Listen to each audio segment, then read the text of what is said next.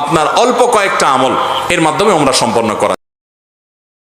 উমরা শুরু থেকে শেষ পর্যন্ত কি কি কাজ করতে হয় যদি দয়া করে একটু বলতেন। উমরার কাজগুলো খুব বেশি না, আমরা মনে করি উমরা অনেক জটিল কোনো কাজ।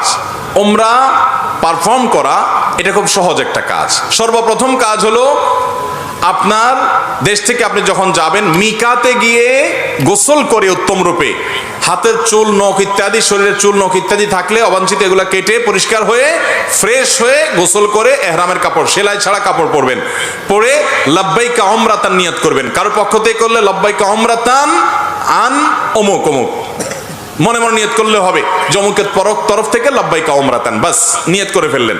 এরপরে আপনি রওনা দিবেন।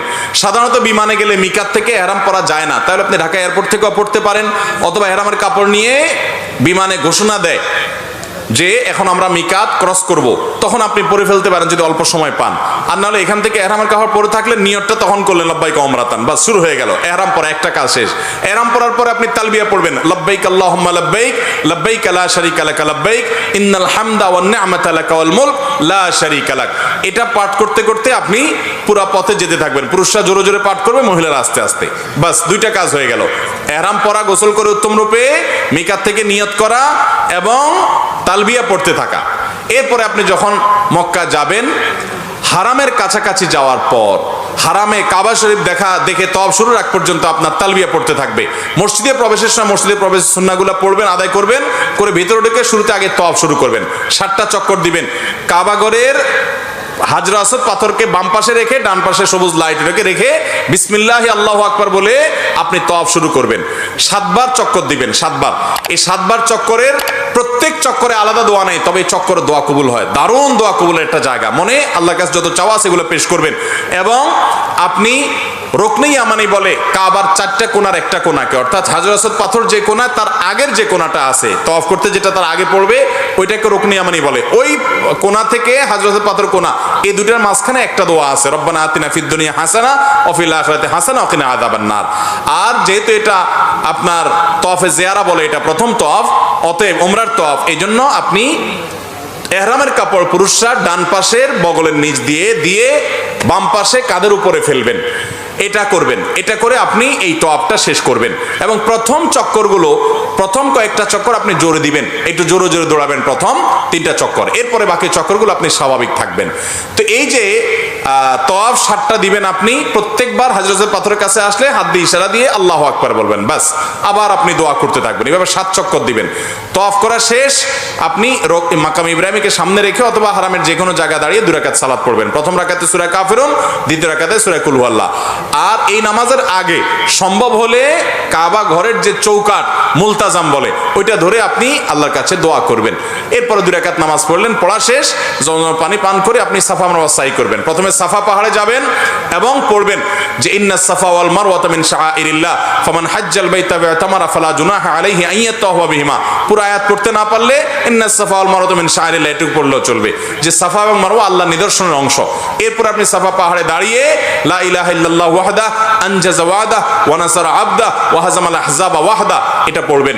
এবং লা ইলাহা ইল্লাল্লাহু ওয়াহদাহু লা শারীকা লাহু লাহুল মুলকু ওয়া লাহুল হামদ ওয়া হুয়া আলা কুল্লি শাইইন কাদির এটা পড়বেন।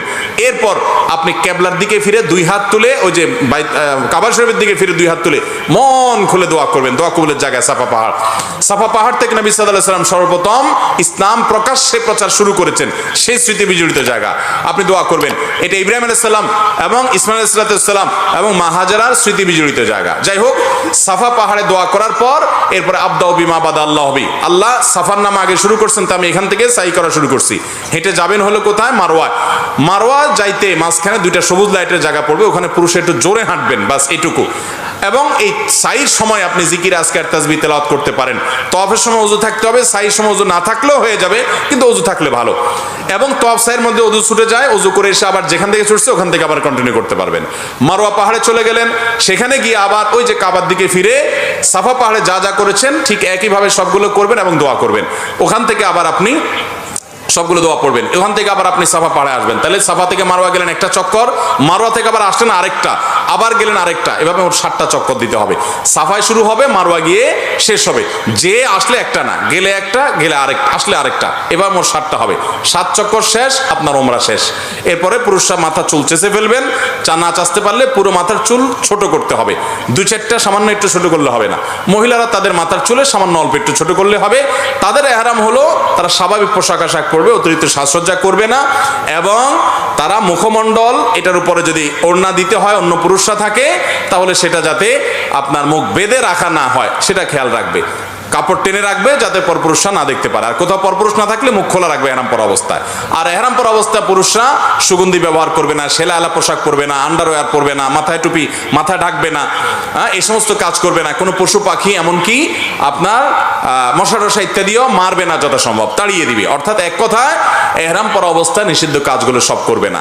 সাফা মারওয়ার সাই শেষ, মাথা মুন্ডানো শেষ, এখন তিনি হালাল হয়ে গেলেন। এখন যেগুলো নিষিদ্ধ ছিল এহরাম অবস্থায় সেগুলো সব এখন যায়, সেলাই করা পোশাক পরতে পারেন। তার ওমরা শেষ হয়ে গেল। অত্যন্ত সহজ এবং খুব আপনার অল্প কয়েকটা আমল এর মাধ্যমে ওমরা সম্পন্ন করা যায়। আমরা যারা ওমরা করি নাই, আল্লাহ তাআলা আমাদেরকে জীবনে বারবার ওমরা করার তৌফিক দান করুন।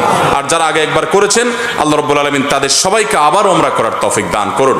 বাইতুল্লাহ যাওয়ার যে স্বাদ, ভাইরা আমার, এই স্বাদটা আস্বাদন যে করে নাই সে বুঝবে না যে আল্লাহর জমিনে কত বেশি স্বাদ এবং তৃপ্তি আল্লাহর ঘরের জিয়ারতের মধ্যে। আল্লাহ আমাদের সবাইকে এই স্বাদটা বারবার আস্বাদন করার তৌফিক দান করুন। এই স্বাদ আস্বাদন করা ছাড়া আল্লাহ তাআলা আমাদের কাউকে যেন মৃত্যু না দেন সেই তৌফিক দান করুন। ওমরার